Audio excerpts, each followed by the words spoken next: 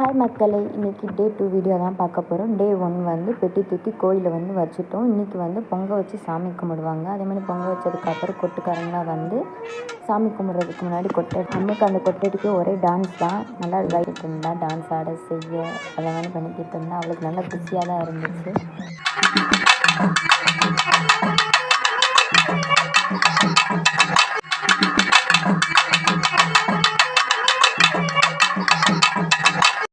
மார்னிங்கே வேகமாக பொங்கல் வச்சதுக்கப்புறம் மறுபடியும் அருள் இறக்குவாங்க. அருள் இறக்குனதுக்கப்புறம் நல்லபடியாக சாமி